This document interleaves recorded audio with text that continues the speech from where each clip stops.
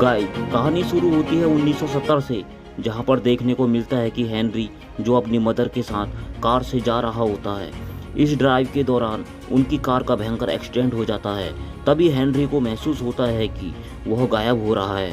इतने में हेनरी अपने आप को अपने प्रेजेंट के साथ अपने घर पर देखता है। यह उसके दिमाग से परे का दृश्य था, उसे कुछ समझ नहीं आ रहा था। इतने में उस कार के एक्सीडेंट होने का दृश्य देखता है। उसमें वह देखता है कि एक्सीडेंट के बाद ही उसकी माँ की डेथ हो चुकी है। वह बहुत डर जाता है। इतने में उसके पास एक नौजवान लड़का आता है। वह उसके शरीर पर कपड़ा उड़ाता है। वह उसे बताता है कि वह उसी का फ्यूचर है, और वह लड़का हेनरी को सलाह देता है कि वह कभी डरे नहीं, और साथ में हेनरी को बताता है कि उसके पास टाइम ट्रेवलिंग की पावर है और वह भविष्य से उसके पास आया है। साथ में यह भी बताता है कि टाइम ट्रेवलिंग तुम ही कर सकते हो, तुम्हारे कपड़े नहीं। इतने में हमको देखने को मिलता है कि वह लड़का जो हेनरी ही है एक लाइब्रेरी में पहुंच जाता है। वहां पर उसे एक लड़की मिलती है जिसका नाम क्लेयर था। वह उसे बताती है कि वह टाइम ट्रेवलिंग करके उसे कई बार मिल चुका है। इससे हेनरी को शौक लगता है कि यह लड़की सब कुछ कैसे जानती है। क्लेयर उसे शाम को एक रेस्तरां में मिलने को कहती है। हेनरी शाम को क्लेयर से मिलने के लिए रेडी हो रहा होता है। इतने में वह टेलीपोर्ट होके एक अनजान जगह पर पहुंच जाता है, जहां पुलिस उसे गिरफ्तार कर लेती है और गाड़ी में बैठाती है। हेनरी कुछ ही देर में टेलीपोर्ट होकर वहां से गायब हो जाता है। अगले ही पल में वह रेस्तरां में होता है, जहां क्लेयर उसे बताती है कि वह पहले ही कई बार मिल चुके हैं। हेनरी क्लेयर से कहता है कि पता नहीं वह अपने आप टेलीपोर्ट होकर एक समय से दूसरे समय में कैसे पहुंच जाता है। इसके बाद हेनरी और क्लेयर हेनरी के घर पर होते हैं। वह हेनरी को बताती है कि वह उसे तब से जानती है जब वह 6 साल की थी। मैंने तब तुम्हें पहली बार देखा था और तुम बिना कपड़ों के थे और मैंने तुम्हें कपड़े दिए थे। तुमने मुझसे ट्यूसडे को फिर से आने को कहा, लेकिन मैं विश्वास नहीं कर पा रही थी। लेकिन तुम्हारे गायब होते ही मुझे तुम पर यकीन हो गया था। दरअसल क्लेयर हेनरी को कब से चाहने लगी थी। अब दोनों एक दूसरे की ओर करीब आ रहे थे और लिव इन में रहने लगते हैं। क्लेयर हेनरी को अपने दोस्त ओमेज और उसकी पार्टनर से मिलवाती है। ओमेज हेनरी पर शक करता है। एक दिन ओमेज को हेनरी गली में झगड़ता हुआ दिखाई देता है। ओमेज हेनरी को लड़की के ड्रेस में देखता है। ओमेज को कुछ समझ नहीं आ रहा था। हेनरी उसको समझाता है कि मैं एक टाइम ट्रेवलर हूँ। ओमेज को उसकी बातों पर विश्वास नहीं होता है। अगले ही पल में हेनरी देखते ही देखते ओमेज की आंखों से ओझल हो जाता है। हेनरी की बातों पर अब ओमेज को यकीन हो चला था। वह अब क्लेयर के पास जाता है और कहता है कि हेनरी थोड़ा अजीब किस्म का लड़का है, तुम्हें उससे दोस्ती नहीं करनी चाहिए थी। क्लेयर बताती है कि वह पहले से ही जानती है कि हेनरी एक टाइम ट्रेवलर है। यह बात वह 6 साल से जानती है और वह हेनरी से पहले भी कई बार मिल चुकी है। दूसरी तरफ हेनरी एक ट्रेन में जा रहा होता है। वहाँ उसकी मुलाकात अपनी मदर से होती है। हेनरी बताता है कि उसका नाम हेनरी है।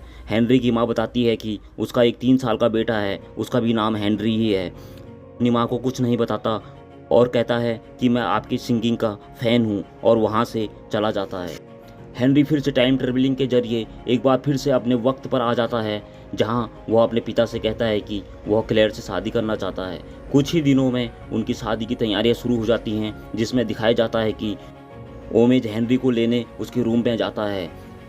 हेनरी नहीं होता, वहाँ पर केवल उसके कपड़े होते हैं। ओमेज समझ गया कि हेनरी फिर से टेलीपोर्ट हो गया है। अचानक उसे हेनरी खिड़की से आता हुआ दिखाई देता है, लेकिन ये हेनरी वो हेनरी नहीं होता, बल्कि फ्यूचर से आया हुआ हेनरी होता है। उसके बाल भी अब सफ़ेद होने लगे थे, लेकिन क्लेयर को इससे कोई फ़र्क नहीं पड़ता। दोनों शादी कर लेते हैं। शादी के बाद भी हेनरी टाइम ट्रेवलिंग करता है और कई दिनों तक गायब रहता है। एक रोज़ ओमेज अपनी गर्लफ्रेंड को लेकर हेनरी के घर पर डिनर के लिए आते हैं। तभी बाहर दरवाजे पर नॉक नॉक की आवाज़ आती है। चारों दरवाजे की तरफ जाते हैं, तभी देखते हैं कि फ्यूचर का हेनरी घायल हालत में ज़मीन पर पड़ा है। वे लोग उससे पूछते हैं कि उसकी हालत ऐसे कैसे हुई, लेकिन हेनरी बताने से पहले ही दम तोड़ देता है। सभी लोग जान चुके थे कि फ्यूचर में हेनरी मरने वाला है। हेनरी क्लेयर को सांत्वना देता है और कहता है कि वह खुद को किसी तरह बचा लेगा, लेकिन हेनरी को यह बात पता थी कि वह फ्यूचर को किसी भी दशा में बदल नहीं सकता। कुछ ही दिनों बाद हेनरी को पता चलता है कि क्लेयर प्रेग्नेंट है, यानी कि वो पिता बनने वाला है। लेकिन कुछ ही दिनों में क्लेयर का मिसकैरेज हो जाता है। कुछ ही दिनों बाद हेनरी एक डॉक्टर से मिलता है और अपने बारे में सब कुछ बता देता है।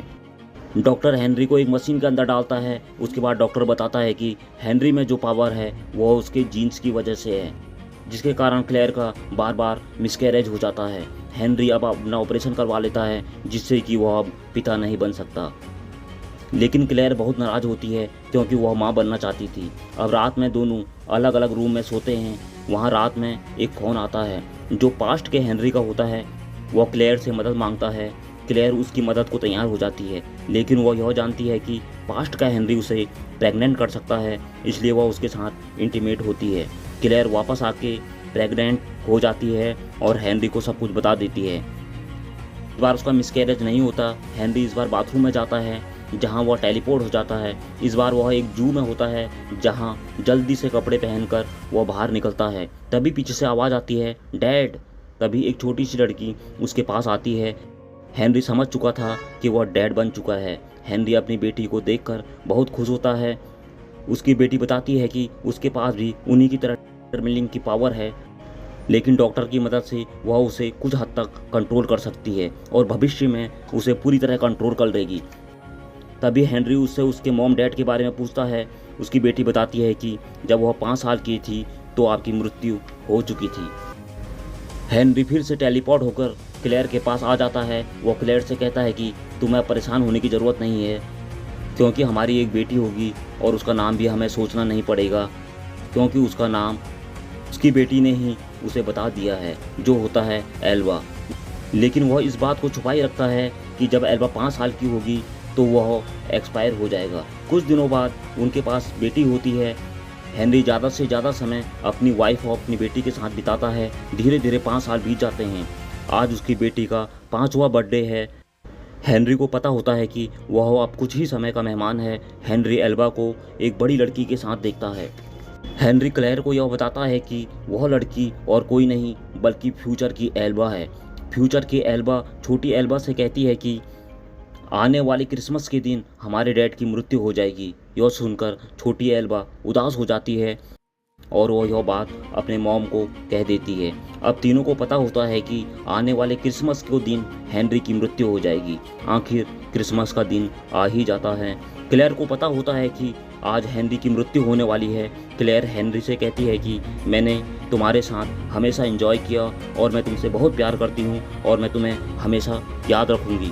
दूसरे ही पल में हेनरी वोड हो जाता है। वह एक बर्फीले जंगल में पहुंच जाता है जहां शिकारी लोग हिरण का शिकार करने के लिए हिरण पर गोली चलाते हैं। गलती से वह गोली हेनरी को लग जाती है और टाइम ट्रेवल करने लगता है और फिर से अपने घर के दरवाजे पर पहुंच जाता है।